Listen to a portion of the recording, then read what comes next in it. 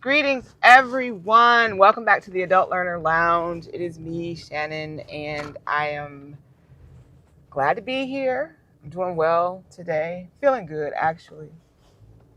I am. I have my days when I feel like shit. Today is a day when I don't feel like shit. I'm feeling pretty okay. Hope you're feeling okay. Hope you never have a day like me when you're feeling like just run down into the ground. I feel that way a lot lately. But yeah, today is a day where I'm actually feeling okay. So I'm glad about that. So I'm hoping, again, that you are doing fantabulously. Okay? All right. So today I am embarking on part 3 of my saga, right? The story of how I got over myself, went back to school as a 30-something, and how I found some success and how it basically changed my life, right? Let's see. So I'm going to jump right into it because I don't really want to waste our time today. It's a very, very beautiful day here. Warm, overcast, right? Gearing up for, summer, basically. But yeah, so this is one of those days where it feels like summer, but it's a trick because we know it's not summer because you can still see like barren trees, or not barren, let me stop. You see trees that are waking up, right? So they're emerging from their winter slumber, and that's great, right? But that's like that reminder that you get where it's just like, no, it's not like summer, not yet, right? So just slow your roll. Anyway, so today at the lounge, what am I sipping on? I was sipping on Modelo for the past couple of videos, but this time around, I think I'm changing up a little bit. Still sipping on a beer, but since it is warm today is like I said, a summer day. It feels like summer. It's in the 70s. I think I'm gonna go ahead with my summer favorite, which is that Linen. I've heard so many different ways to pronounce it, but I think like at their website, I think it's like Linen Google's Summer Shandy, right? I love that beer. I think it's really good. The citrus and the beer all together, it's just like it agrees with me. So I am sipping on a Summer Shandy. And what are we listening to? Last time I said we were listening to Minnie Riperton's Back Down Memory Lane because I felt melancholy. And then I said that, maybe I should have picked Alone in Brewster Bay. So today, since I said that, we're still like at the lounge. I'm holding you hostage with my story at the lounge, basically.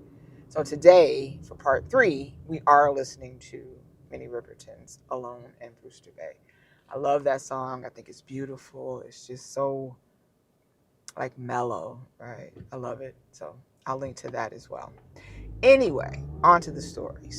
On to part 3.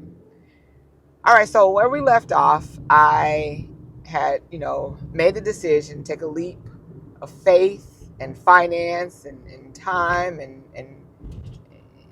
sanity and everything I could think of, and I enrolled at the University of Phoenix, right? When I was able to confirm after many, many conversations that yes, right? At the time, I understood that I definitely, could be a student, take classes, but that, like, basically they were very clear with me, like, any work that I did would likely, have to stay within the University of Phoenix. It would not likely be transferable anyplace else. And that's something that they really had to stress to me, right? Because, like I said, I think, what had happened at the time was they, were getting people enrolled, which was great. But later on, when people, were under this impression that, hey, I can just transfer out, they couldn't, because those credits that they earned, the classes that they took and the credits that they earned were not transferable for a variety of reasons. Most notably was the type of accreditation that University of Phoenix had at that time. I don't think that's the case anymore. I haven't checked. But at the time, I know it was the case. So I was told repeatedly. And I'm like, okay, so the admissions advisor was doing their job there, right? But for everything else, I think I mentioned this before too. It wasn't like a hard sale. This was more like a soft sale. Like, education to me is a commodity. People in the field, you have those that will not like to hear anyone say that, but there are like some C's, the C words that are bad words, I would say. This is my professional opinion, but also my personal opinion. There are some C words in post-secondary education that some will detest, or some would just be like, I don't agree with that. Commodity, customer, consumer, right? Those are some of the C words. But the truth is that, you pay for learning, right? Learning is not free in that capacity. So anything at the post-secondary level, you're paying for. Now, granted, like when it comes to like career, technical, vocational, trade, that sort of thing, there are still trade programs out there where you're not going to pay, right? It's covered. But then there's an expectation. You don't pay financially like with tuition, but you pay with labor and other things, right? So there's definitely some type of transaction, right? Something reciprocal there as well. But for traditional academic or scholarly post-secondary learning, colleges and universities, right? Uh, Career schools, technical schools, you pay for that. You pay for that, right? So, yeah, learning could be commoditized, just like other things that, you pay for. It's a service, right? It's a product in some ways. You pay for it, right? And as an adult learner, it's like, and let me say this, again, this is my personal and professional opinion, right? As a former adult learner, going to school, I recognized that I was paying for this, right? Like nobody had to tell me like more than that once. Like, okay, how much is this costing? And at the time, again, I think I may have mentioned this, but at that time, University of Phoenix was very pricey, right? I think that it still is, but um, in some ways. But at that time, it was pricey, mainly because, like I said, they were the OGs in the online learning landscape, right? So they had a hot product, which was that online classroom, right? And the tuition, reflected that. So it was costing a lot. So much so, and that was another thing too, is that it was an issue about financial aid. They did have some type of financial aid they can offer, but I don't now. And this is just me, trying to recall. I don't have like any documentation or anything from the stint that I did at University of Phoenix. So I don't really have what I need to be able to confirm this. And I don't think I need to go look it up. Bottom line is that they had some financial aid, but I don't know at that time if they offered like student loans and Pell Grants and things like that. I don't remember. I remember I got something. I got something. Um, but yeah, but even with the finance, well, I don't think that they did. I think they had some type of financial aid that they offered, but not what we are accustomed to. Not like direct loans and Pell Grants and things like that we get from the feds, or that we used to get from the feds, right? I know it's in a state of flux right now with the current administration, but it hasn't changed that drastically yet. But we'll wait and see. But anyway, long story short, um, I remember that I got some type of aid, but it wasn't enough. And so for me, and another thing too, for me, even if I did have aid, like enough to cover everything, um, I was not. It wasn't that I was 100% sold on this online learning. I was more like in an exploratory phase, right? So I wanted to see, because I had already did that, right? I had already, taken classes throughout my 20s. That was at the community college. I didn't have to pay a lot for those credits and for the courses. So I would just take a course here and there just to test the waters. So it was the same thing for me with the University of Phoenix, even though the admissions invite. Now, this is why I say it wasn't really a hard sale. It was more of a soft sale because, of course, the more credits, your status, whether you're full-time or part-time or whatever, two-thirds time or whatever, the more credit hours that you take, governs or dictates your status. So if you are full-time, you're taking at least 12 credit hours or more. If you're two-thirds time, you're taking between 9 and 12 hours. And if you're part-time, you're taking, between 3 and 9 hours approximately, right? Or, 1 to 9 hours approximately. Long story short, again, I wasn't ready to commit to that because what if the online learning environment was not the answer for me? I suspected that it was, but I didn't know. I had never done it before. So instead of me enrolling for, a full load, which is like, 12 credit hours, and I keep saying credit hours, and I'm assuming that everybody knows what that is. I'm not getting ready to go into a lengthy explanation as to what that is right now. I will talk more about it in upcoming videos. Actually, I'm working on a series, I think I said this before, where I'm deconstructing the college/university, and I'm talking about everything because I feel like that's one of the things that's a challenge for a lot of people, like an impediment to a lot of people, is they don't really know what college is about. So in an upcoming series that like I said, I'm working on as well, yes, I will talk about all of those things. But the short answer of credit hours is um, it's kind of similar to what you may have encountered or what you did like in high school, right?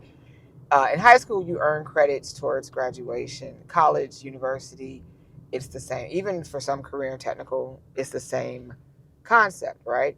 It's basically like X number of learning hours, right? X number of hours where you're learning something, X number of hours that you're in contact and working with um, uh, a professor or an instructor or whomever, right? So the number of hours that you devote to learning in the classroom environment dictates the number of credit hours, right? The course can award you or you can receive. So a class could be 1 credit hour. It could be 2 credit hours. It could be 3 credit hours. It could be 4. It could be however many hours of instruction you receive and work that you do towards that. So uh, we usually look at it as the typical class is 3 credit hours, right? And we look at that in relation to contact hours and instruction hours, right? So for every 1 credit hour, that's like 15 hours spent either learning from someone or doing your independent learning in conjunction, right? So that's what it boils down to. So a 3 credit hour course is like 45 contact hours or instruction hours or something along those lines. So, okay, that's the unit that most colleges and universities are operating on. But then you have other measurements as well. It could be semester hours. It could be um, what they call a quarters and so forth and so on. And that also dictates how an academic year is divided. There can be semesters, trimesters, quarters, and those hours can be reflective of that as well. Like I said, I'll talk more about that in the future, but I just wanted to kind of give you just a bit of some like foundational here, like terms and some foundational knowledge, so we are all on the same page. Okay, so having said all of that, I enrolled in a 2 credit hour. No, I enrolled in a 1 credit hour course and then a 2 credit hour course. So for that first, and I think at that time, University of Phoenix was on quarters. A quarter is like a 4 10-week sessions throughout an academic year, right? Um, a semester is usually like 2 16-week sessions, right? Summer can be a semester, but it's short, right? And trimesters are usually like 10 to 11 week. You get 3 in a year, plus whatever time you get off, right? So at that time, I want to say University of Phoenix was on a quarter system, and um, there were like 10-week sessions, and those 10 weeks could be broken up however they saw fit. You can do a shorter course that maybe only lasted like half of that time, like 5 weeks, sometimes maybe 4 weeks. It just depended on how they decided to run the course. So for me, as a brand new student at University of Phoenix and not having a lot of aid, what I did was I took like 2 courses, and like I said, it was a 1 credit hour course, which is like kind of like an introductory course, and then I took a 2 credit hour course as well. It gave me a total of 3 credit hours, the aid that I received from them paid for like half of those 3 credit hours, and I was on a payment plan for the remaining 50% or the remaining uh, tuition from that. And that's how it worked out. And so that was it, right? I was excited about it, even though I knew that the classes I was taking were really just kind of like easing me into the online learning environment. It was easing me back into, college and, the college university environment. So I didn't have, let me put it this way. I had expectations, but I did not have like anything over the top. Everything was measured, right? Everything was, realistic, relatable, right? And the most I was thinking I was excited about was like the whole online learning, because I had like nobody could tell me. I had no one to act and serve as a reference, no one to guide me, right? I was on my own with this. So I was the canary, I was the guinea pig, right? And it was like, okay. I had told others, like family and friends, and they were like, how does it work? And I'm like, I have no fucking idea. And they were like, oh. And so like sometimes my imagination I unleash it, right? So that it can run wild in the streets, because it has to get out sometimes, right? So my imagination was like just all over the place. Since I had like spent a lot of time, and like I said, I love the internet. I love spending time on the internet and online. I just assumed that it would be a lot like what I'm used to online, right? It would be like, like uh, at the time, Flash was all we had, right? So it would be like some images, some video, although very, very like rudimentary, right? It would be like, some colors and maybe some audio, maybe some music, right? Then I started to really let myself like imagine, and I'm like, so maybe it'll be like TV, right? Because even so the precursor to online courses was like telecourses, where basically they would record on video, and you could get like a burned like a VHS tape or whatever disc, that was out at the time. Um, so that was like what we had before we had like true, fully online courses. So then I started thinking like, well, maybe it'll be like a mashup of like the old telecourses, where it would be like, a video where some like professor or teacher or instructor is talking, and the video is playing, and we're required to, because I couldn't like really gauge how the engagement was, right? But anyway, all I knew was that I wanted to, I just couldn't wait. I couldn't wait, right? So then the first day actually comes, and I log into the classroom, and it was again like almost like an anticlimactic moment for me.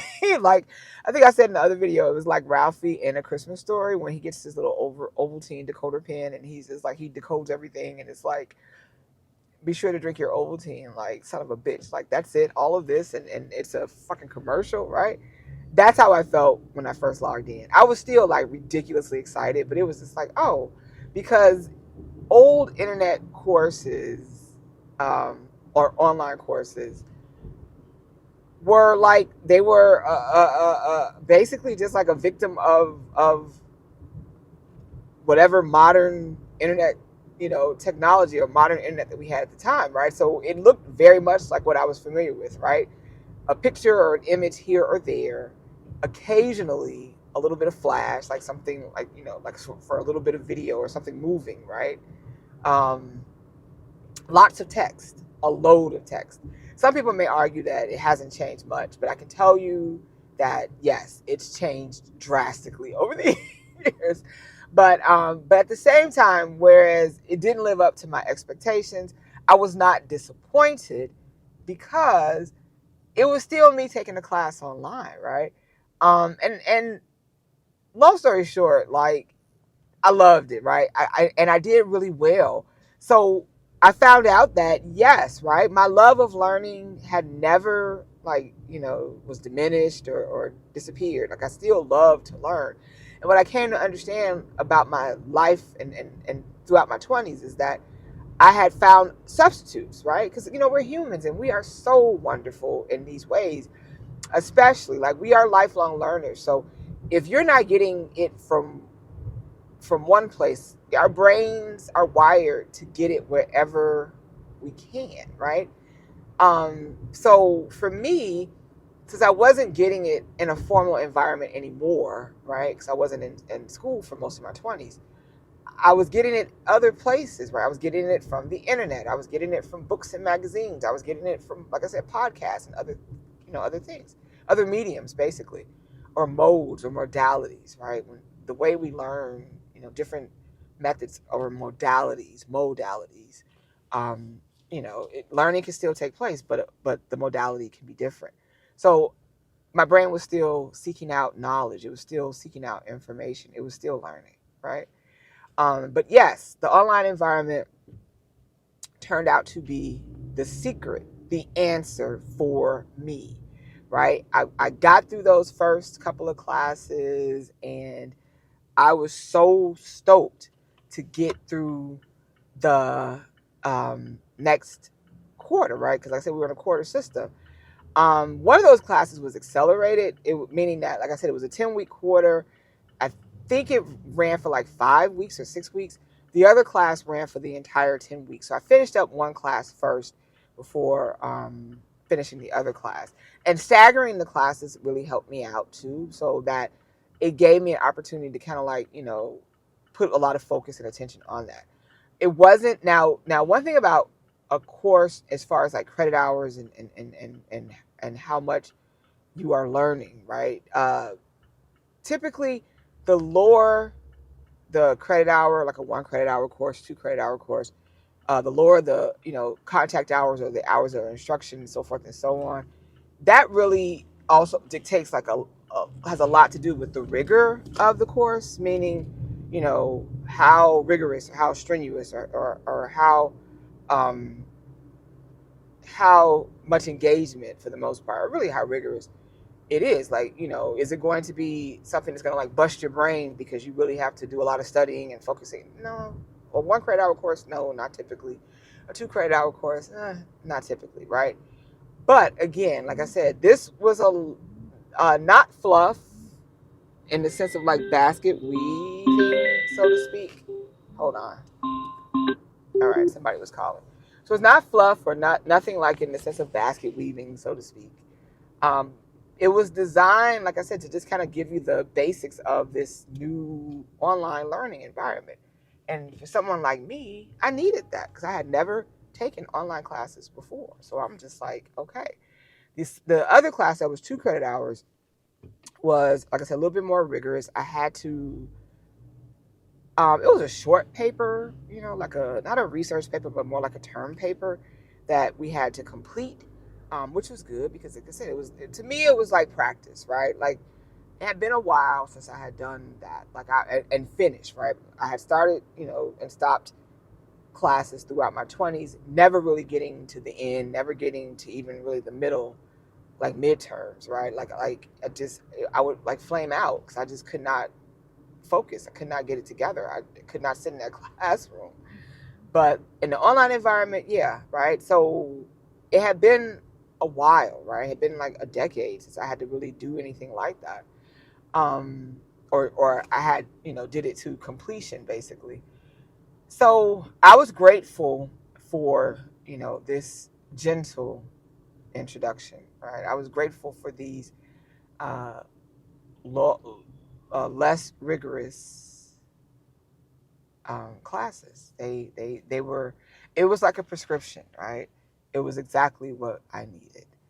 And so once I was done with that first quarter, I was hooked, right? And I was thirsty and hungry for more, right? Now, the admissions advisor actually had given way to the academic advisor, right? So in the college and university space, uh, there are many different types of positions and entities and individuals who are there to help you, right? Um, Admissions advisors are just that. Their job is to help you get admitted, get enrolled, get yourself situated An academic advisor is next up, right? So once you are enrolled, their job is to help you register, pick your classes, understand your study or your degree program, and just really work with you from the start to the end, right?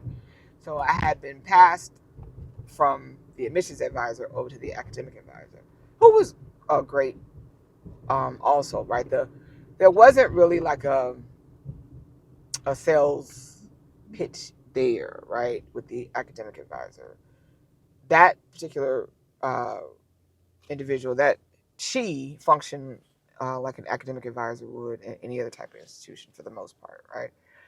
She followed up with me if I had questions about courses, instructors, my study plan or whatever the case. Now, when I first enrolled, like I said, I wasn't ready to commit to anything, right? Financially, I was not really in a position to do more than what I did. And also, not really still sure, like, that this was going to um, be successful or work out. I didn't know. So I had to see. So I was testing, right? This was a test for me, right? A bit of an experiment. So anyway, because of all of that, um, when they allowed me to take classes, I was not like a full-time admitted student. I was not admitted into a program or anything like that. I was basically a student at large. And when you are a student at large, that's exactly what that means, right? You're not committed or beholden to any department or anything like that, any program or discipline or major. You, for the most part, are just there to take classes. It could be just for enrichment, things of those natures or things of that nature. So for me, that was it, right? I was just there, to take some classes to see. So I was a student at large. So the academic advisor, the only press that I really got from her was, "Are you ready to commit to a program? Right? Have you given any thought about a major or discipline or a program?" And I hadn't, right? I had not. And I told her that, like, I said, no, I'm not quite ready yet. I'm still digging, like just taking classes here and there. Plus, financially, it's like there's no way, right? Because, like I said, it was very costly, and with the aid that I, qualified for, it wasn't going to be enough. So, but I was able to, and I told her, like, I still would like to just take a class, right? Since I had taken a 1 credit hour and a 2 credit hour, I'm like, I think I'm going to go ahead and give a full 3 credit hour course a shot. And so she's like, okay, because, the goal was not necessarily, yes, ideally, for her as the academic advisor, it would have been great if I could have or would have committed to a program or a discipline or a major, right? A full-time schedule, full-time course load. But I was still willing, to continue even as a student at large. So for her, it's just like, okay, I'm still here. That's good for her, right? For her numbers and so forth and so on. So she was more than happy to help me pick out a 3 credit hour course, and she did. And the 3 credit hour course was kind of like, I won't talk about, again, I'm not getting ready to go into details about the different types of courses, but again, just for us, for the purposes of my story, the 3 credit hour course was more like an introductory course, right? Where you kind of are getting just that, right? You're getting a little bit of an introduction into a particular discipline or major or subject, but not anything too heavy, right? So she made sure that she kind of steered me into a few options that will satisfy my need, for just like a one-off, a 3 credit hour course, and not necessarily run afoul of any policies or, rules or anything that they may have had about taking courses and programs that you're not eligible for, because there's always a question of eligibility. Like, okay, yeah, there's plenty of 3 credit hour courses, but these courses are for eligible students, typically those students who are in the major, basically, right? And so that's what her thing was. So once, she was sure, she gave me my options, and again, she had already checked. So all of these options for me basically were safe. They were safe options. It allowed me again to take a 3 credit hour course, without, fear of, ruffling any feathers or, getting anybody riled up or anything like that, right? So I'm like, okay, good. So having gotten that taken out of the way, I had like about what, 3 or 4 options to choose from. I decided to take like a intro to psychology type course. Um, and again, like I said, it wasn't anything too heavy. It was really just that, like an introduction, right? So it was not heavy on a lot of like technical terms and things of that nature, not heavy on a lot of theory and things like that. So it was safe, right? And for me, the 3 credit hours, would have required, again, more time, more commitment, more work, So I definitely was like, okay, I think I'm good. I took a 1 and a 2 credit hour course for a total of 3 hours. So I'll do all of that now in just one course and get it out of the way. And that was my thought process. And for the most part, that is exactly what occurred. Um, and so I did really well in that course too. I was excited. I was like all gung ho. Um, I did it and, knocked it right on out the park.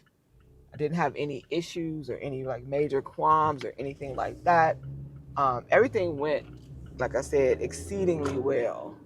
Um, Also during that time, my confidence was like definitely like going through the roof, right? Because remember, like I said, a lot of my issues with me not being successful these previous attempts and these previous times had a lot to do with what's happening in my uh, rabbit mind, right? Like you're out of your rabbit ass mind. It's like, yeah, I was apparently because, right? Like I just wasn't able to get it together. So understanding like, okay, I can do this, and there are other things to consider, like my rabbit brain and the a good modality and environment for learning, something that's conducive for the type of learner that I am, that kind of thing. And we will talk about like learning styles and things like that in a future video. But the short of it is, for me, what I came to understand, I didn't have language for it at the time, but what I ultimately came to understand was that my learning style was such that I, was an independent learner, still am. I'm an independent learner, visual, um, a bit of oral, meaning, I don't necessarily need to have someone explain it all to me, but it is great when I do have someone explain it all to me, right? It gives me a little bit more and helps, reinforce what I've learned, right? But it's not necessarily required, right? Um, so having a better understanding of, the type of learner that you are can really go a long way in helping you, on your educational journey. So I was learning that about myself, just feeling better, just feeling like I can do this, right? And so things were going well for me with the University of Phoenix and the online courses, right? So that was the second class, or I took that 3 credit hour course in the second quarter, right? And I'm like, okay, so I'm really trying to like I said, mull in my mind, like, am I really gonna go ahead and do this? Like, am I gonna try to figure out how to get this money to go full time? That was my thought process, right? Um, I wasn't sure, but I wanted to. I definitely wanted to, like, before I like say no, I wanted to keep on and give it a try, right? All right, hold on. I'll be right back. So the first 2 quarters, went off without a hitch. But I was paying attention, right, to what was happening.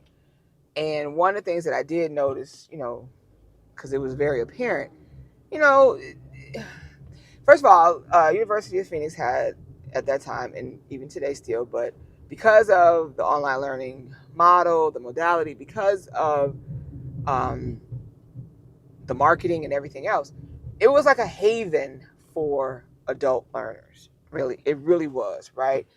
Again, I'm not getting ready to go into too much about it because I will hash out for-profits or proprietary schools in future videos. Just know that, um, yeah, it was like a juggernaut, a beast when it came down to like the number of students that they had enrolled as opposed to like a state university or some shit like that. And how many of those students were well over the age of 25, right? Like myself at the time. Well, I was in my early 30s, but but I had classmates that were, older and even younger, but mostly older. It was like a bastion, a haven for adult learners, right? Because they understood the needs of adult learners. At the same time, however, because it was a for-profit or is a for-profit, or actually I have to say was. I think a lot of the for-profits have now converted to not-for-profits. I don't know if University of Phoenix is still a for-profit or not. I haven't looked. It's been many years. But at the time, they were very much a for-profit. But there's a business model attached to that, right? So well, if you were paying attention, right, what you saw, uh, you know, very clearly was that, they had the numbers, right, but everybody wasn't really cut out for it, right? I think there were a lot of students who were like me, right, where it's just like you had an idea about, going to college, right? Either you weren't successful or you just never did it before. University of Phoenix is like now your first foray into it, but in a lot of ways, as students, they were lacking, right? But still paying money, right, to attend, classes and things like that. So I was seeing that here and there, but then for me, it all came to a head in the third quarter, right? So again, I'm thinking long and hard, like, do I really want to commit to this? And I was leaning toward yes, because I was having such a good time, right? I was enjoying it. I was meeting people and online and the courses, my classmates and things. I was really like I was like completely and totally enamored with this online learning model, right? Like it so spoke to me. Just in the camera, I'm sorry. But anyway, but thankfully I had a very, very shitty ass third quarter, which was so helpful to me in the long run, right? I'm in my 50s now, and I've lived long enough to understand that sometimes when things on the surface appear to be catastrophic, right, really bad, even sometimes when you dig down deep, it is catastrophic and really bad. There are or can be positives, right? Good things that are born out of that, right? And sometimes what seems catastrophic on the surface is really like blessings, right? Not even in disguise. It's just like, when you get old enough, I think, or just wise enough and mature enough to have a more nuanced perspective, you can see right away, like, oh, wait, this is going to help me. I did not have that in my early 30s going into that. But before, I really embarked on, that leg of my journey, before I really did go back to school full time, I had that revelation. So this is what happened. In that third quarter, I took I took two, I take 3 credit hour. No, I took a 3 credit hour course and a 2 credit hour course, right? And this 3 credit hour course, I was still, working with the advisor, my academic advisor, and she was giving me safe options so that I wouldn't, like I said, run afoul of anybody or anything, policies or anything like that. But this class was a little bit more rigorous than the ones I had already taken, right? And one of the things that I had not encountered until that third quarter, at that time, and I don't know if they still do this or not, University of Phoenix was on a what's called a group model, right? Meaning that for the majority of their classes, you would be grouped with classmates to complete work, right? So if it was a project due in a class for you to earn your grade, if it were a paper or something like that, then you would be grouped with X number of students or classmates, and as a group, you would do that work. Now, that's what they employed at that time. I don't know if they still do or not. So, but that was the first time that I had ran into that, right? Now, I have some very definite thoughts about group work, right? Um, that were born and forged out of that experience, right, with the University of Phoenix, that I carry with me to this day as a 16 plus year higher education professional, right? So what happened was this. I'm taking this class, a 3 credit hour course, and I am put into a group of four, myself, two other women, and a gentleman, a man, right? Now, me and the two women, as far as like our personality types, right? I don't know what my MBTI, or I couldn't tell you I can't remember what my Myers Briggs type is, right? I'll just speak in terms of like alpha and beta, right? The one of the three of us women was that I am an alpha, right? But I have learned that if I cede power in certain situations, that's better for me and for others, right? So I have no problem doing that. But at the same time, I, definitely can step up or take a lead if I feel like I need to, or be vocal about it. I have no qualms with that shit at all. But my classmate, she was an alpha, right? And she basically led when we got put into the group on the first day. She was very clear. She's like, "Listen, okay, I I need this class um, for work. I'm doing this program for my job, to keep my job. And bottom line, she's like, so therefore I cannot fail. We cannot fail, right? I've got she was explaining how she got burned, working with others in the past, in this group model, and that she would greatly appreciate if she could just kind of like run the group. And when I saw that, I'm like, okay. Now the other classmate, the other young woman, she was like, hey, thanks, for letting us know. Her story was like she was super busy, and that she didn't have time to do anything other than what she's directed to do. So she was great pitching in to help. Just tell her what to do because she doesn't have time to think, about anything additionally, and she'll do it. And that's what happened.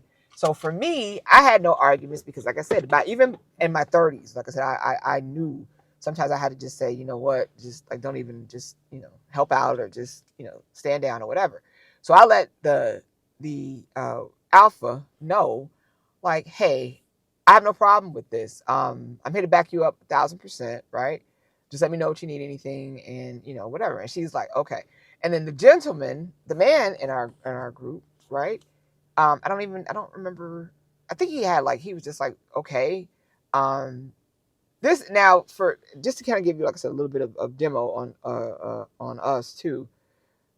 I was working, but just like I said, taking the class here and there. The other two women were in programs, right? They were pursuing a credential, their degree. Um, they were both, working and employed. The man, he actually was an entrepreneur. He owned a business. And for him, it was kind of like me. He wasn't taking these classes because he needed a degree. He took the classes because it was more for enrichment, right? Um, he always wanted to go to school. He always wanted to learn, and he enjoyed learning. So that's why he spent his money, his good hard earned money, right, to just educate himself. And so that's why he was there. So the pressure was not on for him like it was for the other two students. It wasn't on for me either, right? But those other two, it was just like, okay. So everything worked out. That's the beginning, right? We were all just like, yay, we figured it out. Until, right? We had a group project. It was a paper. And it's like, okay, great. So, divide the labor. It's four of us. The problem that we had, however, was that it came back to that entrepreneur, right? The retiree who had a successful business and was a great, great guy all around. However, so when it came time, like we made it through the whole 10-week, we made it through the majority of the 10-week quarter, right? But then when we got our like final assignment, we had to do a paper, okay? And this paper required like all four of us, right? And where we ran into an issue was that the older, our older classmate, he he struggled with writing perspectives, right? Writing perspectives, we know what writing perspectives are, whether you think you do or not. Uh, when you consider how something is written in the first, second, or third person, right? Or like when somebody speaks, you know how we always talk shit about somebody that speaks in the third person. If I went on and said Shannon this and Shannon that, you'd be like, what's wrong with you? Are you conceited? Are you daft? Like, right? People can write, in perspectives like that as well. So bottom line is that we had to do a research paper, right? It wasn't like an essay. It wasn't like a first person perspective. It was a research paper. It was like a lightweight research paper. And typically, like, especially, most research is actually written in like third person, right? You're taking yourself out of it because you're just really relying on data, facts, statistics, and things like that. The research and the results of your research or the findings speak for themselves. You don't have to do anything else or add your own anything to it, because then it borders on, becoming maybe an opinion, like a lot of our news right now. Is it news or is it someone's opinion, right? And if you don't know how to discern between the two, you can get in trouble. Bottom line is that we all understood, myself and the other two, but the gentleman in our course struggled with that perspective. Now, after like I said, all that time, what it was a dynamic that kind of like, surfaced. It seemed like the only one of us that really could get to him, that could reach him, that had, success, was just kind of like getting him, kind of like getting him together and getting him through, was the alpha, right? But she was under a lot of pressure, a lot of stress anyway. So that was like some unpaid, work that she had to do too. He wouldn't listen to me. He wouldn't listen to the other, our other classmate. Really, he just really wanted to hear from her. And even then, she may have had like a 50-50 chance of getting him, together. So in this case, no, it was a disaster. Bottom line is that he kept wanting to add his opinion to the research paper, right? And we kept explaining, like, this is a research paper. So unfortunately, like if you could research this and give us like, some facts or some data or some statistics, then definitely we can add that. But if all you have is your opinion, and so he could not understand why he could not do that. So he felt like we basically were gaslighting him, right? That we were basically, just on some bullshit, just lying to him, right? And even when we got the instructor involved, bottom line, the instructor was just like, listen, you all are adults. You're going to have to work this out. And we're like, he's not listening. And the instructor's like, I'm sorry, but there's nothing I could do, right? The policy for the university at the time was like, that was it, right? It was a shared grade. And even though three of us may have been able to deliver quality work or A-level work, if he doesn't understand that all he has to contribute is either his opinion or nothing, then that's going to, impact your grade, and that's it. And so that's what happened, right? So we did the best we could. We had to include his contribution, so we could not exclude him. So so bottom line is that what should have been an A for us in the class, we all ended up getting like a B in the class, right? Because the professor or the instructor was sympathetic to us, but his hands were tied too. And the alpha basically like lost her shit at that point, rightfully so. We had, gotten very conversational during the 10 weeks. So one day I just remember she was like, can I call you? And I'm like, yeah. And so she called me, and I think she was like from like Minnesota or something like that. She was so awesome. But long story short, she called me and like just vented for like 2 hours, right? And I'm like, and I just was like, yeah, I had to. I let her commiserate and just like, unleash in my ear for 2 hours, right? Or I commiserated with her and I let her unleash in my ear. But I did a lot of listening mostly. Anyway, so yeah. And what she told me in that conversation was like the other game changer, like little things that I remember that ended up really being big things for me.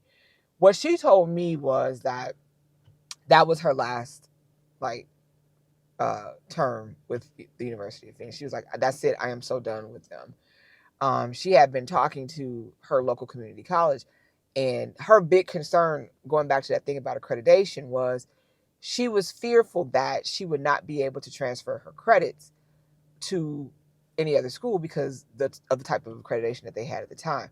But her community college assured her that she would be able to take, they can use the credits, right? Um, and they worked out a plan so that she could finish there for a lot less money, a lot less stress, right? In a more traditional environment. And that's what she was doing. So she's like, I was trying to stick it out, but this right here is just like proof positive that I need to get the fuck out of here and I'm out.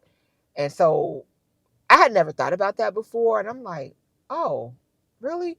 So, but the convenience of the online environment is what got her there in the first place. So that was my question. I'm like, so do they have online courses at your local community college? And she was like, they have a lot more than when, she first did this like years ago. So basically she was like, I'm going to be able to finish this. She was going to earn her associates and then just transfer over to the University of 4-year university later on. So I'm like, that is a good plan. So it did not like in that moment, did it like, you know, uh, compel me or inspire action in me? No, but it gave me something to think about, right? Um, I knew already that, like I said, I didn't think that my local community colleges had like a lot of online offerings, and I did check after talking to her, only to discover like, yeah, it wasn't really happening. But at the same time, that whole group model thing was like the deal breaker for me. When I found out that basically every other class that I would have to take for the most part would have something similar. And I'm like her, like, I'm not getting ready to do this shit. I confirmed that with the academic advisor. And when she told me, she was like, well, yeah, once you commit to a program, like pretty much every class is going to have that group model. And I'm like, I'll never do this shit again, bitch. Never. No offense. Anyway, so bottom line is that right there put something on my mind. And what I ended up doing is instead of me enrolling for anything for a fourth quarter, I took a break. I took a leave and just took some time to kind of think things through and regroup because, yeah, I couldn't, stall and stave off, more of a commitment for much longer, especially when there was proof that the online model was working for me, right? I was getting the grades and the academic advisor saw that too. So it's like, okay, what are we going to do here? And it's like, yeah. So I needed some time to think about that. So I ended up taking the lead and thought about it, right? And on that note, that's where I think will be a good point for us to end part 3 of my never-ending saga. Anyway, again, I hope that this is resonating with you. Take a moment to like and subscribe if you haven't already. Leave me a comment, like I said, if you have anything to share or would like to share. But yeah. So yeah, as it's all coming back to me, I'm like, yeah.